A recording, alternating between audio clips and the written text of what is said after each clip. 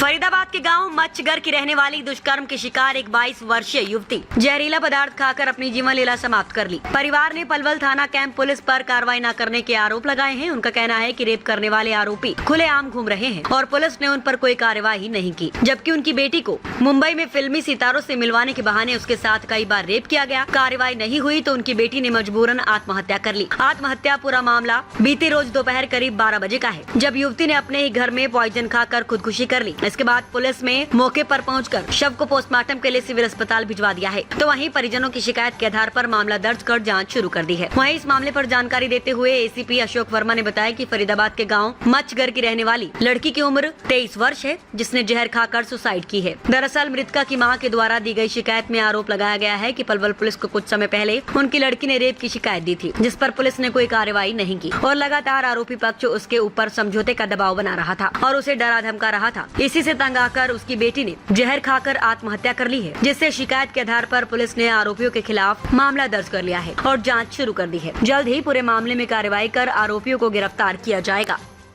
Sir, एक मच्छगर गांव में एक लड़की ने सुसाइड की है, क्या पूरा मामला है? कितनी उम्र थी उसकी, क्या नाम था, किसने की? मच्छगर गांव की एक लड़की ने सुसाइड किया है और लड़की 22-23 साल की थी। उसकी मदर की तरफ से हमें कंप्लेंट मिली है।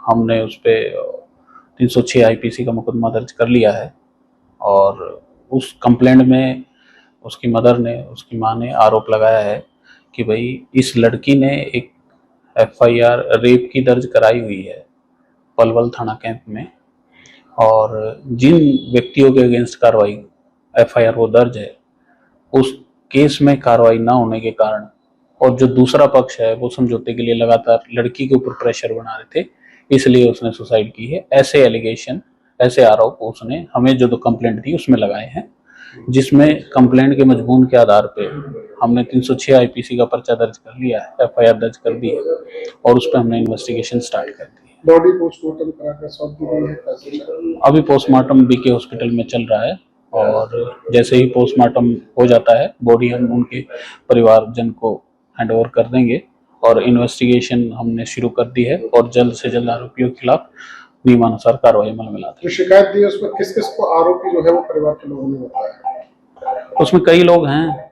अभी इन्वेस्टिगेशन के चलते मैं उनका नाम आपको डिस्क्लोज नहीं कर सकता, लेकिन हम जल्द से जल्द उनके खिलाफ कार्रवाई करेंगे।